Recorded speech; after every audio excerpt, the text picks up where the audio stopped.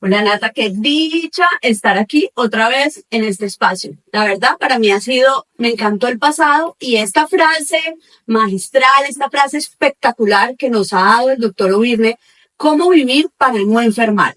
Realmente es que yo creo que esto es como que es la realidad y qué dicha uno poder empezar a tener prevención y empezar a trabajar en esto. Así que este podcast, además, tiene este fin y me encantaría que esto siga siendo una expansión total para muchas personas. Bueno, ¿y qué tal si lo dejamos, Ailita, este espacio para invitar a mucha gente que nos cuente cuál es su rutina de cómo vive para no enfermar? Y le cogemos la frase al doctor Obirne y nos la apropiamos por algunos momentos. Me parece espectacular y que adicionalmente muchas personas la adapten en sus vidas y ya nos oigan tanto que esto se vuelva un espacio tan profundo y tan especial para tanta gente que necesita y quiere decidir vivir sin tener que enfermar. Pero este también es un homenaje al doctor Obirne, que toda la vida, a tanta gente durante más de 35 años, que te digo, le ha dejado tanto en su salud. Yo soy Natalia Sosa, soy la directora administrativa y financiera de la Clínica Obirne, y ahora me meto un poquito en los temas con los pacientes porque ya soy una apasionada de la salud.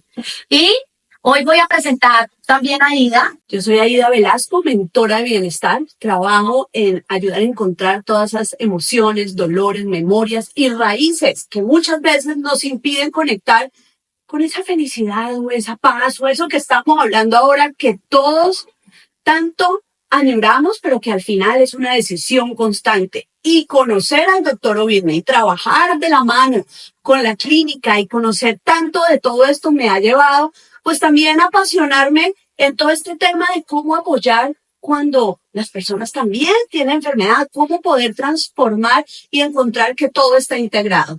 Bueno, entonces hoy tenemos nuestro primer invitado. Lo vamos a entrevistar, pero además vamos a ver cómo es su vida para no enfermar. ¿A quién tenemos hoy? No, pues, ¿qué? Imagínate, al mismísimo doctor Arturo Obirne. Qué dicha poderlo entrevistar. Bueno, traigamos aquí nuestra silla vacía. Imagínate. Vamos a llenar la silla hoy. Por el que al que le roban fue un atraco a mano armada. Abuso de la otra. A mano armada. Sí, a lo atracamos, le robamos esta frase, pero con mucho amor, porque él vive muy ocupado y nosotros queremos hacer de esto algo grande, un legado para las personas, para que se cuiden. Todos los días vemos demasiadas enfermedades y demasiadas cosas, pero esto va a ser un lugar muy divertido. No vamos a hablar de medicina, vamos a hablar de vida. Entonces, hoy le damos la bienvenida al doctor Obirne. Bueno, muchísimas gracias ante todo por estar con ustedes dos, por ser el primer invitado de esta idea tan maravillosa que ustedes han desarrollado, el de crear un podcast para hablarle a la gente. Realmente necesitamos que la gente entienda, puesto que uno de los puntos críticos en el proceso de la salud es precisamente la falta de información. La gente no tiene cultura de salud. La gente cree que la salud se soluciona con una pastilla, con una inyección, con una cirugía, con un procedimiento, y no se dan cuenta de que la salud es la responsabilidad personal. Y que hoy día, cuando Harvard, Stanford, Yale, todas las grandes universidades nos acaban de lanzar el concepto maravilloso de lifestyle medicine, medicina del estilo de vida, pues eso coincide perfectamente con esa palabra o esa frase de cómo vivir para no enfermar, que realmente sale es de Hipócrates. Hace 2900 años en Grecia, la escuela hipocrática decía que la función del médico era enseñarle al paciente a cómo vivir para no enfermar. ¡Wow! Entonces vamos a volver grande y vamos a traer la historia, a volverla importante y a ver cuál es la rutina de todo el mundo. Pero bueno, queremos saber un poco más de cómo el doctor Obirne llega a esta medicina integrativa y se apasiona tanto por esto que ha hecho tantos años con los pacientes. ¿Cómo empezó tu vida médica? Bueno, realmente hay varias cosas que hay que mirar. Mi vida médica, de alguna manera, estaba predicha, puesto que yo era hijo de un médico. Y de alguna manera los padres, y más en esa época, estamos hablando hace ya más de 7 décadas, los hijos tenían en los padres como el modelo. Y entonces si tu padre era abogado, tú querías ser abogado. Si tu padre era ingeniero, tú querías ser ingeniero. Si tu padre era médico, seguramente tú. Entonces, evidentemente, eso hizo de que yo nunca pensé, jamás en mi vida pensé en otra cosa diferente a la medicina. Además de que, por ejemplo, cuando yo tenía más o menos unos 15 años y medio, estando en quinto, sexto de bachillerato, me vestí de cirujano y ayudé en la primera cirugía, porque ya desde los 10 años yo entraba a ver a mi papá operar. Y un día que el médico que era ayudante no llegó, él me dijo, bueno, usted ya ha ayudado, porque claro, él me hacía vestir y luego me hacía que cogiera una pinza o me hacía que quisiera, y él estaba pues con su ayudante. Entonces, en ese momento, a los 15 años, por primera vez yo fui ayudante quirúrgico. Hoy día, pues indudablemente eso no se podría hacer, ¿no es cierto? Yo Pero estamos también, a hablando- mí me pasó con mi papá. Me llevó un día a cirugía, pero yo no fui médica. Gracias a Dios. Pero tenía que haber una pasión y esto que el doctor, pues, o sea, es que esto no hay que solamente saber esta historia, sino verlo actuar, pues esto está en sus venas, en sus poros, en todo lo que tú eres. Pero fíjate que hay una pregunta importante. ¿Y por qué no terminé siendo un cirujano convencional y un médico convencional? ¿Cuál fue el motivo que hizo que yo terminara moviéndome a, como en una época se consideró, el otro lado?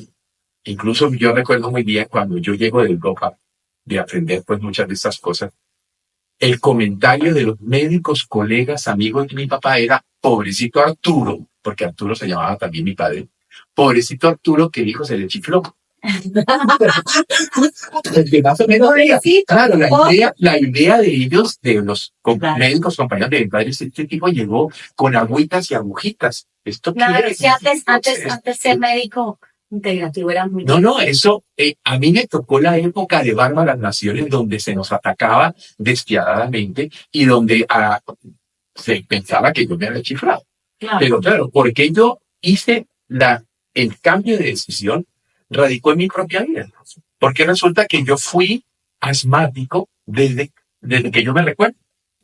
O sea, mi madre decía que entre los 3 o 4 años me empezó el asma que tiene un patrón familiar, porque en todas las casas de mis primos hay un primo asmático o lo que sea. Y yo empecé con el asma y lógicamente pues mi papá me llevó a los mejores neumólogos, me llevó a los mejores médicos, me trabajaron siempre, pero mi tratamiento del asma eran los broncodilatadores, los medicamentos, incluso de pequeñito me recuerdo cuando en esa época la cortisona surgió, hasta eso me dieron. O sea, yo realmente fui tratado para el asma, pero nunca fui curado del asma. Estaba yo estudiando medicina, sexto semestre de medicina, Popayán, Colombia, una ciudad fría, húmeda, con hongos, con todo lo que tú quieras. Entonces, indudablemente, el asma se me puso muy mala. Y yo estaba en una clase en la que pues, me hice un inhalador y una compañera se me acercó y me dijo que estaba muy preocupada porque me veía. Yo le dije, sí, claro, con este frío de Popayán y con esta humedad de Popayán y con esta viejera de Popayán, pues el asma está mal. Entonces ella me dijo, ¿por qué no vamos donde Germán Duque? Germán Duque fue el médico que trajo a Sudamérica todo el concepto de la medicina integrativa. Era un médico graduado, reconocido por el Estado, que había estudiado en Tübingen, en Alemania, pero que aprendió esas cosas allá en Alemania y las trajo acá.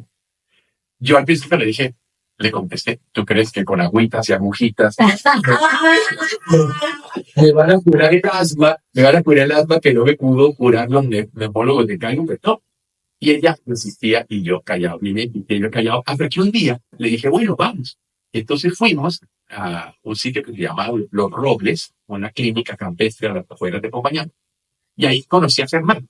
Lo primero que vi fue, antes de entrar, pues lo que hace todo el mundo, ver cuántos diplomas hay, ¿no? Entonces vi que el tipo no solamente tenía su diploma de médico, tenía su especialización en ginecología y muchos diplomas y muchas cosas, sino que dijo, bueno, es un tipo que sabe que... Ahora, cuando ya entré y conocí a Germán y empecé a hablar con Germán, yo me recuerdo que una de las cosas que me dijo él, mire, la medicina es como la cara del jano, que tiene dos lados, el lado que ríe y el lado que llora. Es el concepto de los griegos.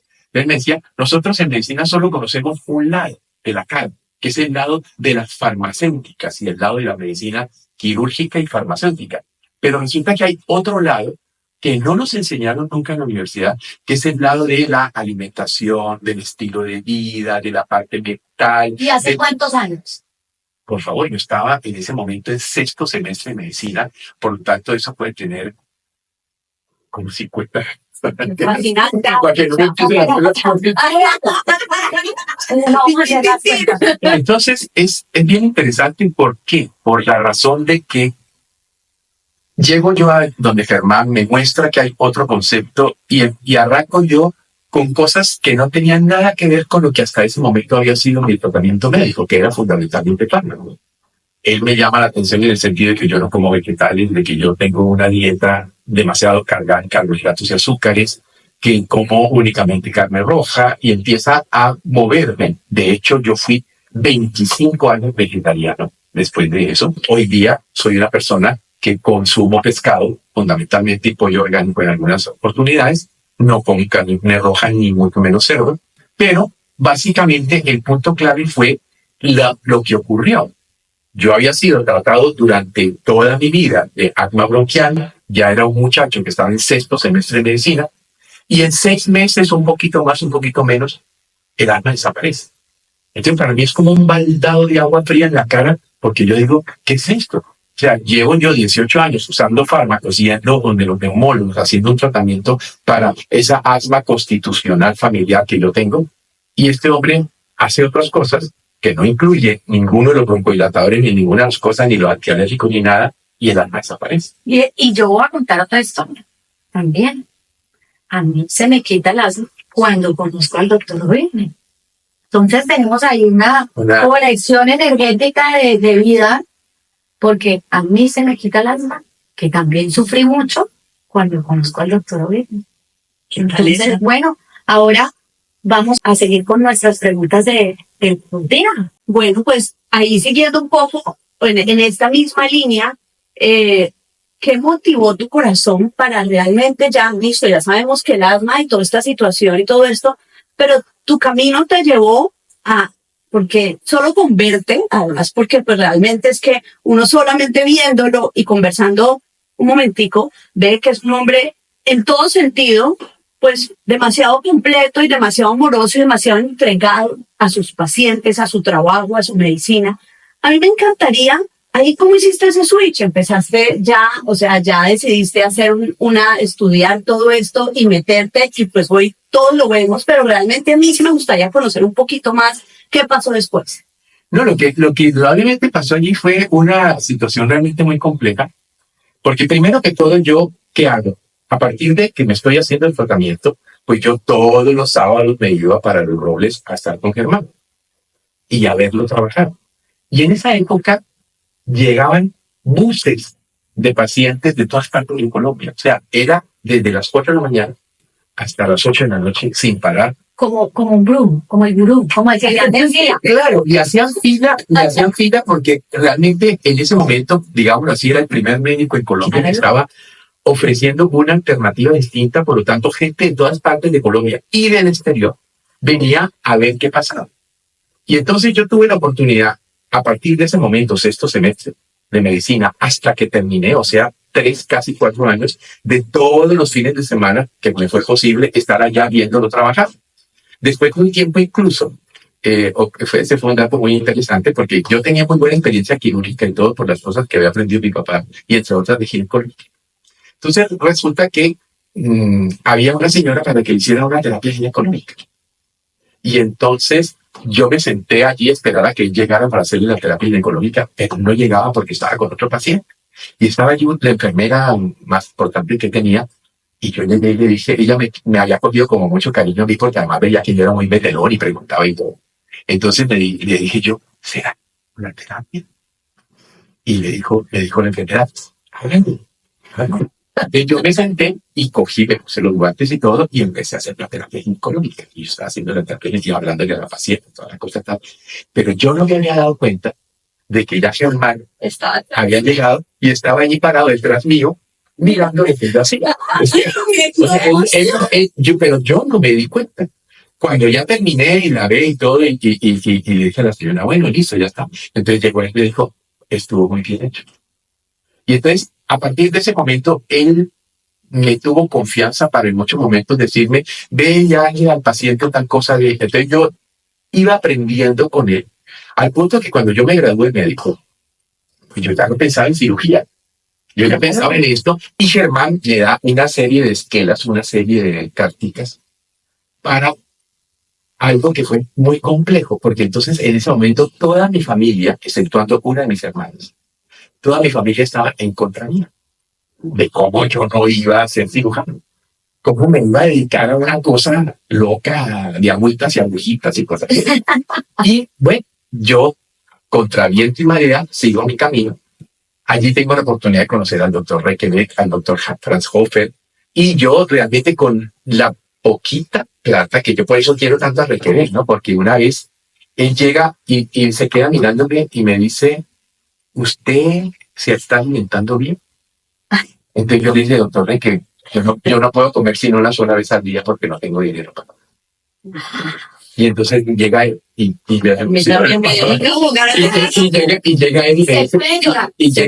llega él y le dice en ese momento, bueno, en estos días que va a estar usted aquí en Baden-Baden, viene a desayunar, a almorzar y a comer. No. Bueno, Reykjavik es un médico alemán que es el padre, por así decirlo, del concepto de la homotoxicología. Posiblemente la gente conoce mucho gel, los remedios de la gel. Y todo el mundo toma tetraumel. Es como si un niñito en este momento creó todo eso. Es como si un niñito en este momento quiere ser reggaetonero y está en un curso y llega J Balvin y le dice, ¿sabe qué? Usted de ahora en adelante viene a desayunar, a almorzar y a comer ahorita. Lo siento, perdón, mis ejemplos reggaetoneros, me fascina el reggaetón. Él fue quien desarrolló todos esos medicamentos que hoy día, prácticamente 50, 60, 70 años después, la investigación científica está demostrando que son reales. Y cuando hoy día tenemos una empresa como este laboratorio alemán que vende 100 millones de ampolletas al año, vos no puedes vender 100 millones de ampolletas al año si esas ampolletas son agüitas. Sí, las agüitas. Es decir, El primero que trajo las agüitas fue Arturo a Colombia y todo el mundo ya sabe cuál es el laboratorio Hey, que además somos de corazones, nos amamos con Hey. Claro, entonces, sí, es verdad. Entonces, yo tuve allí la oportunidad muy grande de hablar muchas horas con ese personaje. Porque yo iba a su casa y de hecho, hoy día, su hija, que la tuvimos en nuestra casa casi un mes, pero cuando ya era una señora muy grande ya, ella, cada que yo voy a Baden-Baden, la primera cosa que hago después del hotel es ir a la casa de ella a tomarme algo, porque es una persona además amorosísima que sabe la conexión tan profunda que yo tuve con su padre. Pero mire, aquí yo pues puede que ni siquiera sea, pero sí es parte. Es algo que a mí me parece fascinante y es ver que realmente, pues todos tenemos una posibilidad, ¿no? Pero también tiene que haber una determinación, una decisión y unas acciones. Tu pasión estuvo, el doctor, este señor vio que había alguien que realmente le copió, que quería aprender, que se volvió como una esponjita de todo esto, y pues obviamente eso, para mí, en mis realidades, es lo que yo le digo a todo el mundo todo el tiempo, es que pues nosotros tenemos la responsabilidad y la decisión y mucha determinación para poder transformar nuestra vida. Claro. Y tú le diste la vuelta a tu vida, no tenías ni siquiera con qué, tenías para un almuerzo en el día, eso es admirable y fascinante. Y miren, hoy el doctor y todo lo que se convirtió es una decisión. Es una decisión y es una actitud. Lo importante que es la actitud. No recuerdo cómo se llama este español que tiene una fórmula divina y es cuánto vales como persona. La actitud, los conocimientos suman, las habilidades suman, pero la actitud multiplica. Y tener a la familia en contra, tener una cantidad de conceptos, irse contra muchas cosas con una determinación. Por eso para mí, y disciplina. Esto es el ejemplo y realmente es parte de lo que el doctor habla cuando dice vivir para no enfermar, porque yo realmente creo que esto es una convicción y una decisión. Todo es. De todas maneras, Aida, para mí era muy difícil, después de haber estado 3 años con el doctor Duque, viendo realmente pacientes difíciles, complejos, salir y avanzar y viendo lo que vi, pues no era era como alguien que me decía, es que yo no creo en eso. Y yo le digo, es que no es de creer, es que cuando tú has tenido la vivencia y has visto, y cuando yo hoy día, más de 40 años después de estar tratando, porque nosotros en la clínica, como siendo una clínica privada, tenemos más de 75,000 historias clínicas. O sea, eso es un montón. Eso es experiencia. Eso se resume en experiencia. Estadística de experiencia. Casos de años y años y años repetidos de éxito, de transformación también, porque no nos vamos a decir que todos los pacientes quedaron vivos y se sanaron, porque además llegan en un estado al final de unos cánceres muy, muy complicados. Pero les damos un acompañamiento, ¿sí? ¿Y quién dice? Te voy a hacer una pregunta y una observación, que es lo que yo siempre hago cuando llegan estos pacientes tan avanzados en cáncer o en otra enfermedad. ¿Quién te dice que la sanación total es la vida? También puede ser la transición y la muerte, pero puedo hacer con calidad de vida. ¿Te acuerdas? La enfermedad como camino. Así es. Un libro que seguramente muchos de los que nos están oyendo lo han leído. Así es. Y también en otro punto de entender, por ejemplo, yo, y lo guardo con mucho cariño allí en mi consultorio, un regalo que me trajo una familia, porque fue una paciente de cáncer gástrico que llega en una condición paupérrima. Esa paciente mejora notablemente con lo que hacemos y logra concluir su vida sin sufrimiento. Y el día que ella se muere, a los 2 o 3 o 4 días viene toda la familia con ese regalo que tengo allí, que es como un libro abierto con un escrito de la Biblia, para darme las gracias de haber ayudado a que su mamá muriera sin dolor y sin sufrimiento y todo, porque allí no había nada más que hacer. Pero cuando yo me recuerdo, y eso se lo oí a uno de mis profesores en Alemania cuando me dijo, es que el paciente tiene derecho a la dignidad de la muerte. Claro. A la dignidad. Y además, finalmente, la vida es como una fiesta. Es una fiesta en la que nosotros nos vamos en el momento en el que tomemos la decisión, porque somos responsables de nuestros actos. Así como nos podemos meter una rasca y volvernos mal, montarnos a un carro y estrellarnos, ¿sí? También podemos vivir tranquilos, alegres, felices y decir, hasta luego, me voy. Claro. Y te digo porque yo he visto muchos señores, mi ex suegro, papá, mamá, que son los abuelos, que son los padres del doctor Urbina, donde se han ido en su cama, acostados, de una forma divina y de una decisión de se acabó la fiesta y yo, como dice la canción de Pedro Capó, yo me merezco la siesta. Claro. Todos nos merecemos la siesta. ¿Cómo queremos ir a tomar la siesta? Así es. Claro. Y yo aquí voy a hacerle una pregunta al doctor, porque a mí me ha parecido desde que lo conocí y tengo este privilegio también de compartir historias y contactos y cosas muy especiales. Hay algo que a mí me parece muy especial y es que el doctor no solamente, pues por eso habla de su medicina integrativa y yo en mi área, que son pues las emociones y el trabajo interior y es tan conjunto y tan de la mano porque no pueden ir separados.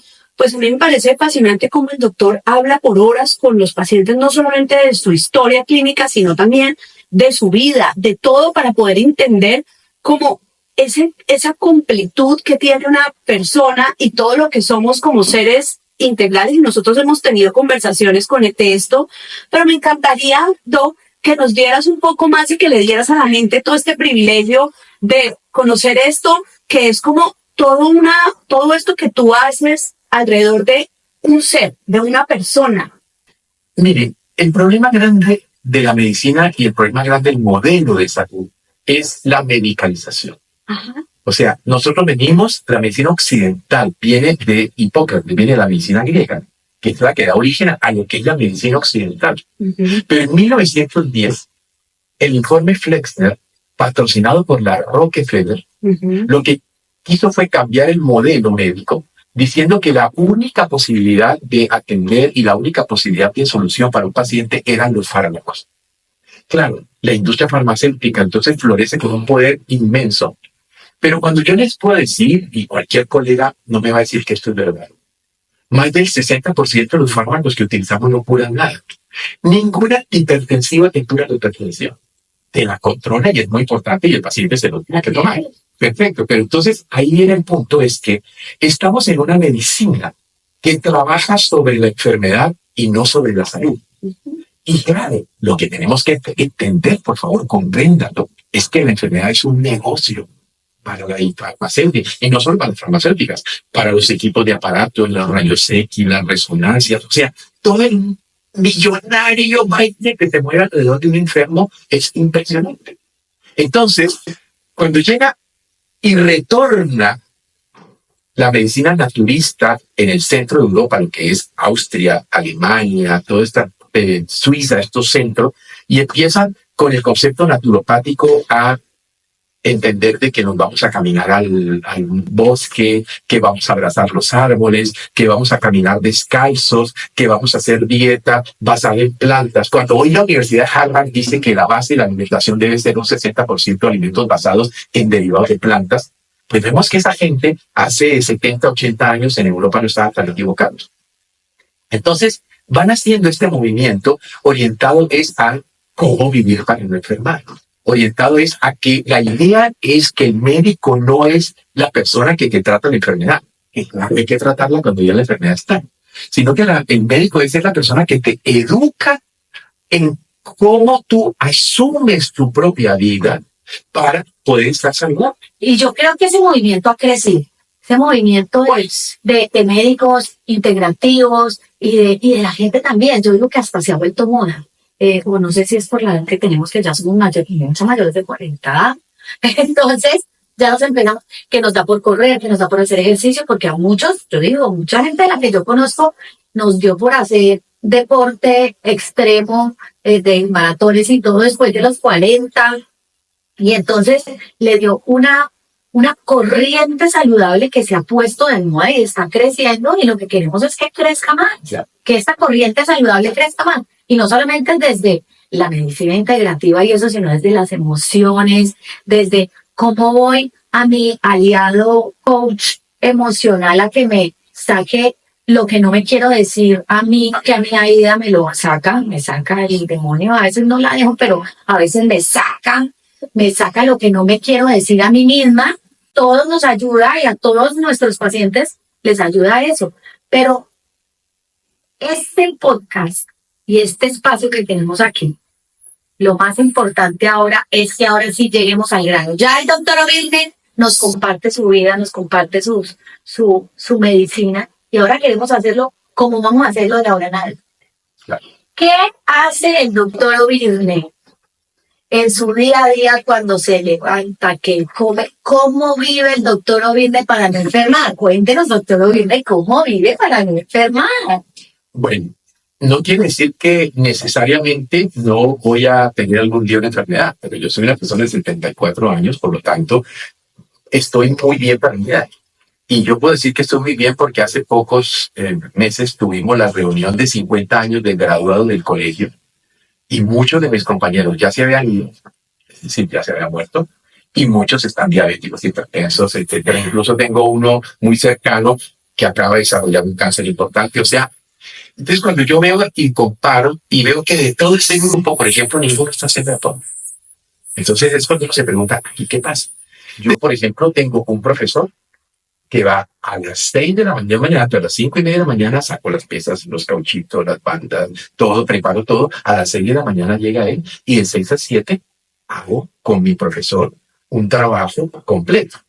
Pero además de eso, 2 veces a la semana vamos con mi mujer al velódromo y hacemos velódromo los martes y hacemos velódromo los jueves. Y en el velódromo tenemos un grupo de chiflados de la bicicleta que en esa hora realmente hacemos un trabajo aeróbico bien intenso. Y si no tengo pues viajes, que desgraciadamente tengo muchísimo que viajar y por eso se me impide, sábados y domingos pues cogemos hacia el norte en la carretera, que es tan rica porque es una carretera muy tranquila, no hacia el sur, que es una carretera complicada, y vamos, por ejemplo, hacia Tuluá y por allá, o sea, después más. Pero verde, 4 horas. No, en bicicleta. Por eso, verde, ves a verde, o sea, mientras Claro, vamos por, al lado y lado es vacas y pastos y cosas de como ciudad. Porque de las cosas catastróficas que yo siempre, cuando voy en el carro y digo, están corriendo a la vereda del río Cali, respirándose el exhausto y el humo de todos estos carros que estamos. Y vos ves allí por la tertulia, van pasando todos corriendo y respirando el exhausto del carro. Entonces, que ese ejercicio está cargando de toxicidad. Bueno, pues esa es una rutina súper chévere del doctor Uribe, pero ¿cómo les parece que a él le fascina la música? Ay, mira. Y canta, y no saben cómo canta. Y lo voy a poner a cantar un poquito aquí, así una frasecita chiquitita para que lo oigan como canta. Bueno, realmente la música ha sido parte esencial de mi vida, pero también la música es el resultado de una familia con un papá que era absolutamente músico. Melómano. Pero melómano. Los domingos cuando llegábamos de la misa, entonces él nos sentaba todos los días, los 5 hijos nos sentaban y decía, hoy vamos a oír el segundo movimiento de la obra de Franz Liszt y lo vamos a escuchar tocado por 3 distintos violinistas y la armonía. Y ahora escuchemos al otro y ahora escuchemos al otro. Y decía, eso se llamaba apreciación musical. Ay, sí, yo también tomé, porque cuando yo estoy en el colegio también, yo creo que muy poquita gente ha vivido lo que... Claro, es que ustedes estudiaron en un colegio donde yo veía apreciación musical y yo creo que soy de las poquitas personas de mi generación que se aguanta una sinfonía completa en un teatro en Colombia, porque en Europa pues la gente... Sí, es diferente. Es otra cosa. Entonces, digamos, todos en mi casa, todos tocábamos. Mi hermana Isabel, que ya se fue hace muchos años, Isabelita era violinista, concertista, o sea, ella viajó por Europa y todo dando conciertos de famosa. Pero digamos, Graciela, mi hermana, toca con todos los instrumentos posibles de tocar que ella no sabe. Ahora Luz era viola, Sheila piano y yo violonchelo. O sea, todos tocábamos algún instrumento y todos fuimos... Esto es como un nuevo descubrimiento. Todos fuimos al conservatorio, ¿no? Y aprendimos música al conservatorio. Luego, cuando ya me llegó el momento de la medicina, o violonchelo o medicina, entonces ya no podía estar 2 horas diarias estudiando cello, entonces me pasé a la guitarra. ¿Por qué? Porque pues, la guitarra me permitía ser parte de la tuna de la universidad y además a las chicas con la guitarra. Una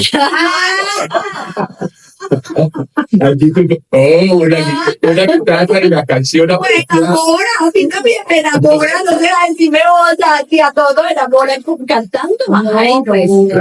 Y entonces, actualmente, pues lo que me gusta es la guitarra. Y básicamente, pues yo vengo de una generación, nosotros somos de la generación de los boleros. Entonces, digamos, lo que yo normalmente toco es la guitarra. Entonces, digamos, al doctor Uribe que nos regale una estrofita. Además, su esposo le gusta la música y canta divino. Ella la música es más que alta, la No, música. sí. Es su profesión, digamos, por decirlo de alguna manera, y además tiene una excelente, maravillosa voz. Yo soy un Pero es un músico afinado, perdón. Es un médico afinado. y me gustan mucho los boleros. Por ejemplo, a mí el bolerista que más canciones sé se llamaba Roberto Ledesma, que era un bolerista de Cuba. Tú tan alto, yo tan bajo, que mirarte así no puedo. O sea, es decir, unas canciones con unas letras que, claro, es decir, que cuando a veces y aquí chocamos, porque a veces, aunque hay buenos reggaetones, pero hay reggaetones que son vulgares. Yo creo que para ti eso es como un rayo en el oído. Los años nos pesen y las piernas no caminen, los ojos secos, ya me acuerdo. Eso, hay unos muy buenos, pero hay unos también. Sobre todo porque mientras en la época nuestra la música y el canto era la alabanza a la mujer. Así es. Y era la admiración y el respeto. Ahora yo siento que hay unas letras que denigran sobre la mujer. No, y eso, total, y son muy agresivos. Hay también, yo tengo mucho cuidado y a veces pongo cuidado lo que están oyendo mi sobrina y gente que está a mi alrededor. Porque oyen y cantan cosas que ni siquiera entienden lo que pero yo les voy a decir una cosa, yo voy a hacer bien, yo soy el negrito, el diablito, soy del otro lado.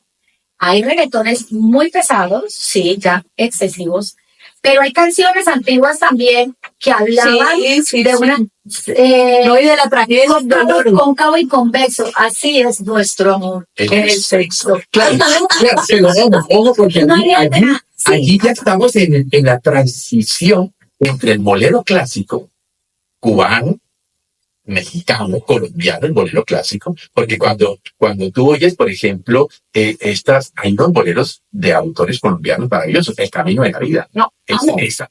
Ahí, para mí lo oigo y todavía es como... esa obra es divina, ¿no es cierto? Luego viene esa transición cuando entra la balada, y por ejemplo, Roberto Carlos, él tiene por ejemplo, tiene unas bellísimas, pero tiene unas atrevidas. Y luego ya llega, digamos, luego el paso hacia una canción un poquito dura también. O sea, yo realmente... Para mí, el beat del reggaetón desestresa.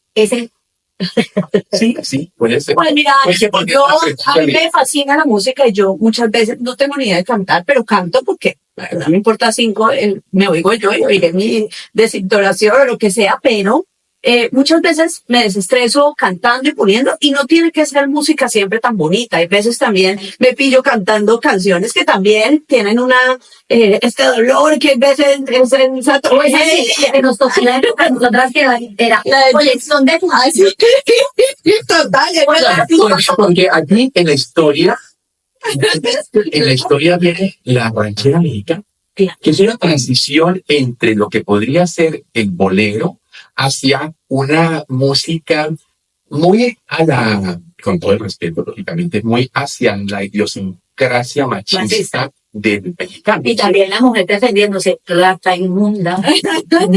Pero vení, aquí es algo bien, pero miren esto tan interesante y tan bonito, de unas conversaciones tan profundas que estábamos hablando de toda la medicina, de todo lo que, la verdad es que a mí me parece fascinante, además la capacidad de poder ir y pues porque el doctor además pues es todo el tiempo enseña, maestro de maestros, por eso enseña y enseña alrededor del mundo, y su capacidad también, porque en esto está también vivir para no enfermar, si cantamos, si bailamos, si nos reímos. Miren aquí lo que nos hemos burlado hasta de nosotros mismos, que la una floreada y la otra no sé qué y el otro no sé qué.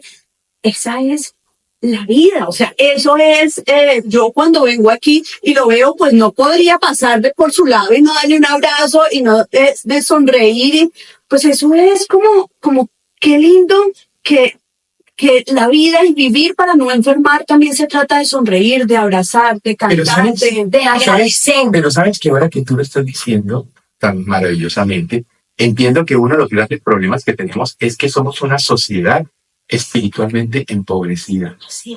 Porque somos una sociedad que solo está viendo la envidia contra el otro, el ataque contra el otro. O sea, cuando yo me pongo a ver lo que está ocurriendo en nuestro querido país en este momento, me da un dolor muy grande porque estamos en un nivel de agresividad y en un nivel de ataque. Nos hemos convertido en algo que nos está enfermando como seres humanos, nos está enfermando como sociedad, nos hemos convertido en una sociedad violenta y todas esas cosas enferman a la gente. Mire, yo llevo en estos 2 años últimos, prácticamente te podría decir que oyendo a toda la gente quejarse, sentirse rabiosa, sentirse indignada, sentirse molesta por las condiciones y las situaciones políticas del país, y no me refiero ni que a los unos sean los buenos o los otros sean los malos, cero, porque ahí está todos son malos, podría decir, porque yo a veces podría decir es difícil encontrar un político limpio, íntegro en este país. A lo mejor lo hay, pero lo quiero ver. Bueno, para mí es muy difícil. Pero la verdad, y no es para entrar a temas políticos porque es muy complejo, pero estamos mal como sociedad y eso está enfermando a la gente de manera muy crítica. Tú prendes la televisión y ya que ves la televisión en este momento, todas las noticias son de cómo roban, de cómo atacan, de cómo matan, o sea, entonces eso es dañino porque eso que entra por el oído está activando tu cerebro, disparando el eje hipotálamo, hipófisis, adrenal, disparando tu cortisol, tu adrenalina, acelerando tu corazón. Estamos en una sociedad que se está enfermando por la misma forma de convivencia social. Y yo les digo una cosa, yo no veo noticias por convicción. Por eso que dice el doctor Wilmer, yo no veo noticias. Fue una decisión de vida que tomé hace 10 años. que tuve uno de los momentos más difíciles de mi vida, yo dije, no quiero estar en este entorno contaminado de tanta cosa y voy a tratar de vivir conmigo. Así es. Conmigo. Voy a tratar de vivir conmigo y voy a tratar de respirar y tratar de no contaminarme. Pero es casi imposible. Sale uno a la esquina y dice, no vaya, vio pues que se cayó no sé qué avión. Usted sí vio. Y uno se termina enterando al final del día con el que se encuentra de las noticias. O la cosa terrible que tenemos en este momento, que son las benditas redes sociales.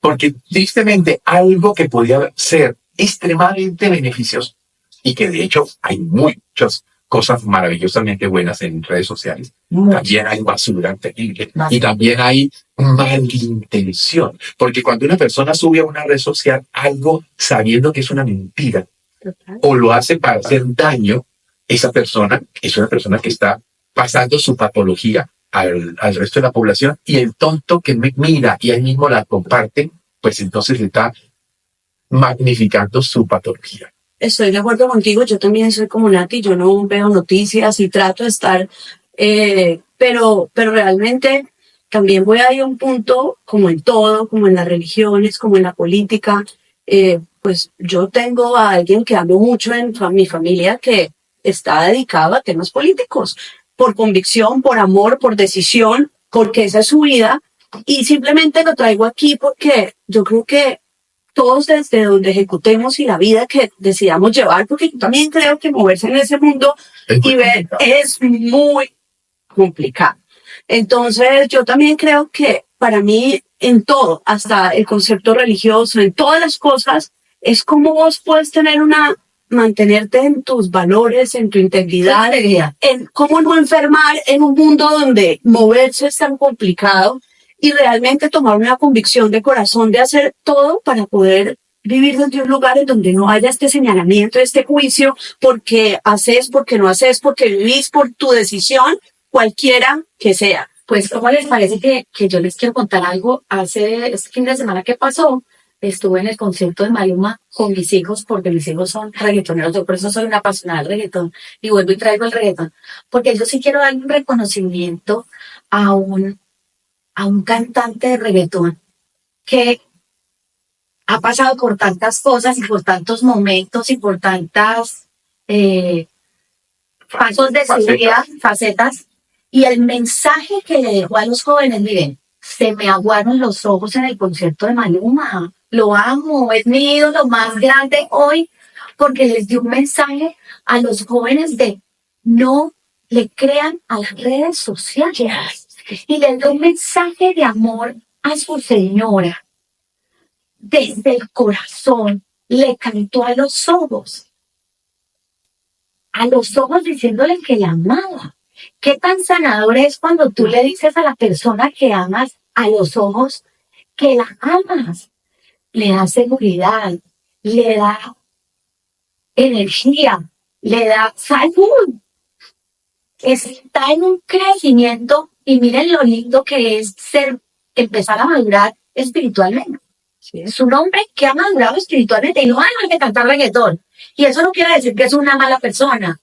Es excelente. Y el homenaje que le hace a su ciudad, ese amor de los reggaetoneros de Medellín por su ciudad, por hacer algo mejor, por tratar de ver qué logran. Yo sí, pues, es que me gusta. Además que se quitó la camisa y empecé a hiperventilar. Y Mario me miraba y yo, lo siento, me nada que hacer. Hiperventilar. Pero bueno, tenemos que cerrar aquí. Qué chévere este primer programa. Ay, me encantó. Con nuestro teacher, con nuestro maestro de maestros, como le de tu vida, porque es maestro de maestros, pues, literal. Pero bueno, una última pregunta para que nos vayamos con esto, que en estos días casi lloramos los dos. ¿Qué pasó hace 2 semanas en Azerbaiyán? Cuando te paraste en la mitad de un auditorio gigantesco y te pusieron el himno nacional. Cuéntanos qué sentiste. Eso fue una cosa que me sorprendió, ¿no? Porque, bueno, este es el 6º año que voy a Azerbaiyán. Posiblemente muchos de ustedes se están preguntando dónde queda Azerbaiyán. Lejísimo.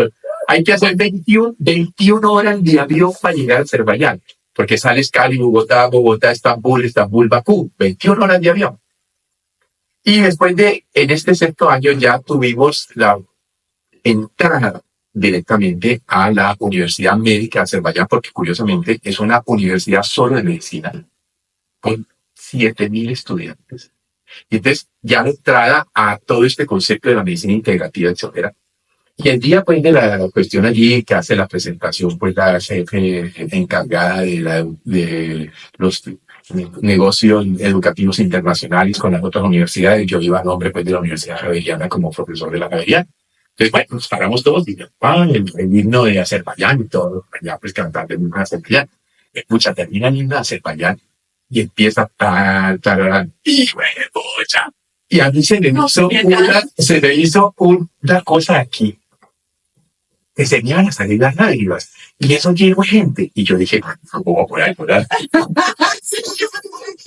quiero llorar todo en este momento. Eso no puede ser. Entonces yo, en ese momento, ¿qué fue lo que hice? Pues lo que hay que hacer para acá es empezar a respirar profundo mientras sonaba el himno nacional. Pero, y en ese momento, por mi mente pasó algo muy especial. Escucha, yo estaba lejos, en un país donde seguramente muchos no sabían que era Colombia, y los poquitos que sabían que era Colombia era Pablo Escobar, ¿cierto? Y el narcotráfico.